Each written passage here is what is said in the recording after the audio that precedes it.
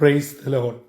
ജീവജലത്തിന്റെ പുതിയൊരു എപ്പിസോഡിലേക്ക് എല്ലാ ദൈവമക്കൾക്കും വേഗം വരുന്നവനായ യേശു ക്രിസ്തുവിന്റെ അതിപരിശുദ്ധ നാമത്തിൽ സ്നേഹ വന്ദനം.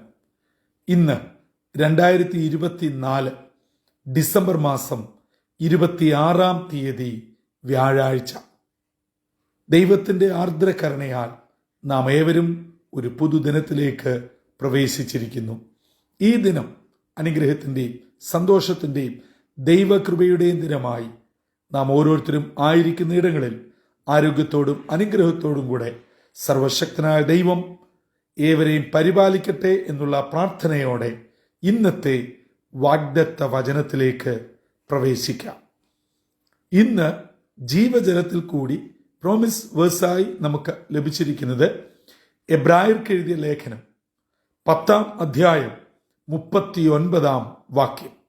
ഹീബ്രൂസ് ചാപ്റ്റർ 10 വേഴ്സ് 39 നാം ഇപ്രകാരം വായിക്കുന്നു: നാമോ നാശത്തിലേക്ക് പിന്മാറുന്നവരുടെ കൂട്ടത്തിലല്ല, വിശ്വസിച്ച് ജീവരക്ഷ പ്രാപിക്കുന്നവരുടെ കൂട്ടത്തിൽ അത്രേ ആകുന്നു.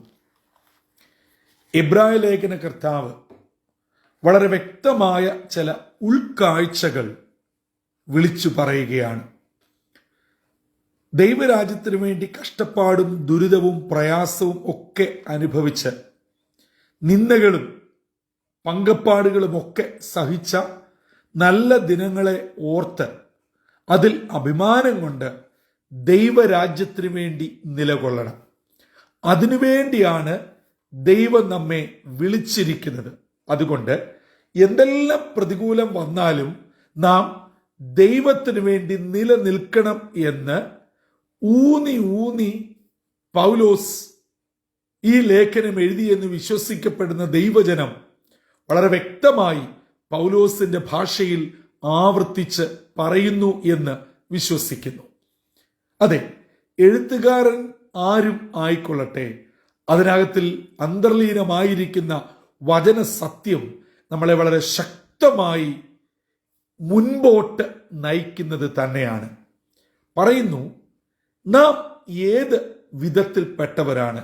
2 കൂട്ടരെ കുറിച്ച് പറയുന്നുണ്ട്. നാം പിന്മാറി പിന്നോട്ട് പോയി നശിക്കുന്നവരുടെ കൂട്ടത്തിലാണോ, ജീവരക്ഷ പ്രാപിച്ച് മുന്നേറുന്നവരുടെ കൂട്ടത്തിലാണോ? നാം എന്തിനു വേണ്ടി വിളിക്കപ്പെട്ടിരിക്കുന്നു? ഇങ്ങനെ ഒരു പ്രശ്നം വരുന്നത് എപ്പോഴാണ് എന്ന് ചോദിച്ചാൽ, ജീവിതത്തിന്റെ പ്രതിസന്ധി വരുമ്പോഴാണ് നമ്മുടെ വിളിയുടെ ആഴം നാം തിരിച്ചറിയുന്നത്. നമുക്കറിയാം, 2024 എന്ന വർഷത്തിന്റെ അവസാന ദിനങ്ങളിലാണ് നാം ഏവരും. നാം തിരിഞ്ഞു നോക്കുമ്പോൾ വേദനയും പ്രശ്നങ്ങളും പ്രതികൂലങ്ങളും ഒക്കെ ഉള്ള സമയങ്ങളിൽ നാം പിറുപിറുത്ത് പിന്മാറിപ്പോയിട്ടുണ്ടോ? അങ്ങനെയെങ്കിൽ ഇന്നത്തെ വാഗ്ദത്ത വചനം വ്യക്തമായി പറയുന്നു, നാം നശിക്കുന്നവരുടെ കൂട്ടത്തിലാണ്. എന്നാൽ നമ്മെ ദൈവം വിളിച്ചിരിക്കുന്നത് നശിക്കുവാനല്ല, ജീവരക്ഷ പ്രാപിച്ച് മുന്നേറുവാനാണ്. അപ്പോൾ ചില പ്രതികൂലങ്ങളും പ്രതിസന്ധികളും ബുദ്ധിമുട്ടുകളും ഒക്കെ നേരിടും. ഇത് നേരിടുന്നത് അത്ര സുഖകരമൊന്നുമല്ല, ഏവർക്കും വേദനാജനകം തന്നെയാണ്. അത് പ്രാർത്ഥിക്കുന്ന ആളാണെങ്കിലും വിശ്വസിക്കുന്ന ആളാണെങ്കിലും അവിശ്വാസിയാണെങ്കിലും പ്രാർത്ഥിക്കാത്ത ആളാണെങ്കിലും വേദന തന്നെയാണ്. പക്ഷേ അവിടെയാണ് ഒരു യഥാർത്ഥ വിശ്വാസിയുടെ ദൈവ പൈതലിന്റെ ചെറുത്തുനിൽപ്പ്, വിശ്വാസ പ്രഖ്യാപനം തിരിച്ചറിയുന്നത്. ഒരു ദൈവ പൈതലാകുമ്പോൾ അതിനെ പ്രാർത്ഥനയോടെ നേരിടും. അല്ല എങ്കിൽ ഇന്നത്തെ വാഗ്ദത്ത വചനം പോലെ പിന്മാറി നാം നശിക്കുന്നവരുടെ കൂട്ടത്തിൽ ആയിത്തീരും. ഇത്രയും നാളും ഞാൻ ദൈവത്തെ വിളിച്ചു, പാട്ടുപാടി, പ്രാർത്ഥിച്ചു, കൂട്ടായ്മ നടത്തി, കൂട്ടായ്മയ്ക്ക് പോയി, സഭാകാര്യങ്ങളിൽ ജീവിച്ചു, ഞാൻ മറ്റ് യാതൊരു കുറവുകളും ചെയ്തിട്ടില്ല, പിന്നെ എന്തുകൊണ്ട് ദൈവം എനിക്കിത് തന്നു? ദൈവത്തോട് കുറെ ചോദ്യങ്ങളും കുറെ സംശയങ്ങളും തന്മൂലം വേദപുസ്തകം വായിക്കാതിരിക്കുക, പ്രാർത്ഥിക്കാതിരിക്കുക, കൂട്ടായ്മ കൂടാതിരിക്കുക, ഇതൊക്കെ പിന്മാറിപ്പോകുന്നവരുടെ ലക്ഷണങ്ങളാണ്. ഈ വർഷാവസാന ദിവസങ്ങളിൽ ഈ നിലകളിൽ ആരെങ്കിലും എന്നെ കേൾക്കുന്നവരുണ്ടോ? പിറുപിറുത്ത്, നിരാശപ്പെട്ട്, നാട്ടുഭാഷയിൽ പറഞ്ഞാൽ പദം പറഞ്ഞ് ദൈവത്തെ ചോദ്യം ചെയ്തിരിക്കുവാണെങ്കിൽ സഹോദര, ഇന്നത്തെ ജീവജലം നമുക്കൊരു ചൂണ്ടുപലകയാണ്. നമ്മുടെ യാത്ര നാശത്തിലേക്കാണ്.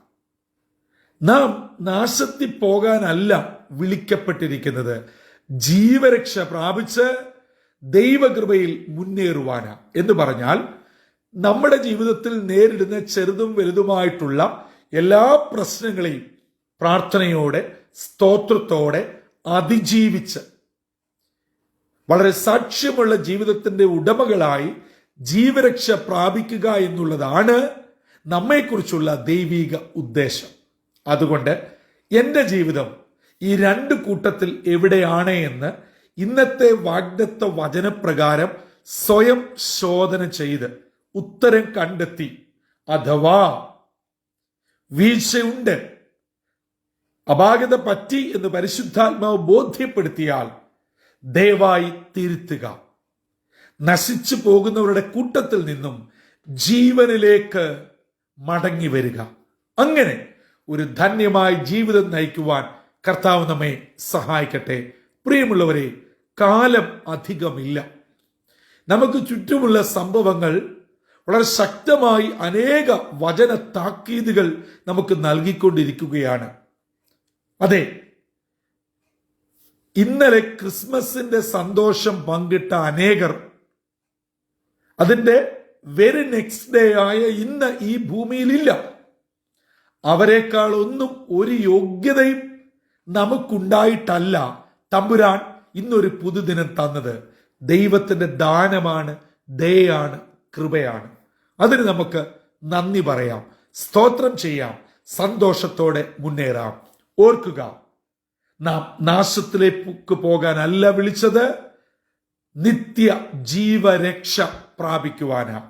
ആകയാൽ നമ്മുടെ വിളിയും തെരഞ്ഞെടുപ്പും ഉറപ്പാക്കിക്കൊണ്ട് ജീവിതത്തിന്റെ പ്രതികൂലങ്ങളെ പ്രാർത്ഥനയുടെ സധൈര്യം നേരിട്ട് സ്തോത്രം പറഞ്ഞ് മുന്നേറുമ്പോൾ ശത്രു പിശാച് നമ്മെ വിട്ട് മാറിപ്പോകും.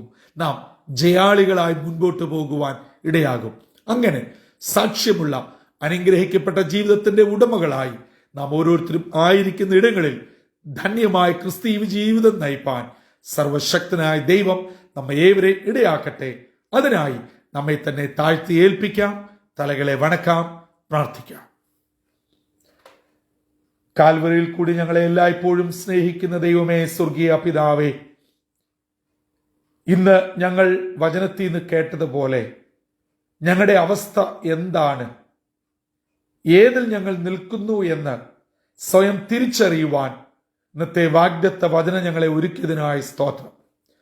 പ്രതികൂലങ്ങളും ബുദ്ധിമുട്ടുകളും രോഗങ്ങളും പ്രയാസങ്ങളും ഞങ്ങളുടെ ജീവിതത്തിൽ വരുമ്പോൾ പിറുപിറുക്കുവാനും ചോദ്യം ചെയ്യുവാനും പിന്മാറിപ്പോയി നാശത്തിലേക്ക് വീഴുവാനും ആണോ ഞങ്ങളുടെ തീരുമാനം, ജീവിത രീതി എന്ന് സ്വയം വിലയിരുത്തുവാൻ ഇടയാകണം.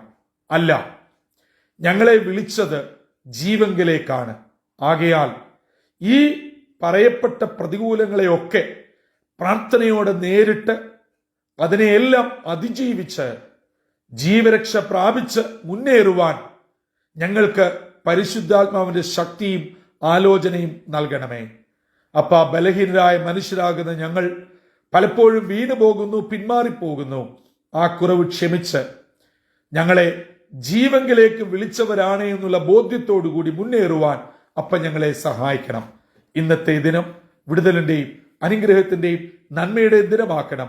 വചനം കേട്ട എന്റെ കുഞ്ഞുങ്ങളെ എല്ലാവരെയും അനുഗ്രഹിക്കണം. സ്വർഗീയ കൃപകളാൽ നിറച്ചുകൊള്ളണം. യേശുവിൻ നാമത്തിൽ അപേക്ഷിക്കുന്നു, കൃപയോടെ കേൾക്കുമാറാകണമേ. ആമീൻ, ആമീൻ, ആമീൻ.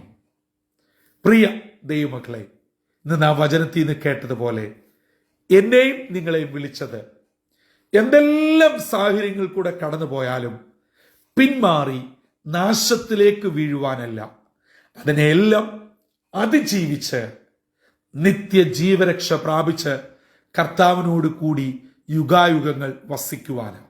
അതുകൊണ്ട് വേദനയിലും വിഷമത്തിലും സങ്കടത്തിലും ഒന്നും നിരാശപ്പെടാതെ, പരാതി പറഞ്ഞ് പിന്മാറാതെ ദൈവകൃപയോടെ മുന്നേറി ധന്യമായ ജീവിതം നയിപ്പാൻ ജീവജലം ശ്രവിക്കുന്ന ഏവരെയും സർവശക്തനായ ദൈവം ഇടയാക്കട്ടെ. അതിന് ദൈവത്തിന്റെ പരിശുദ്ധാത്മാവ് നമ്മെ ഏവരെയും ഒരുക്കുകയും ചെയ്യട്ടെ.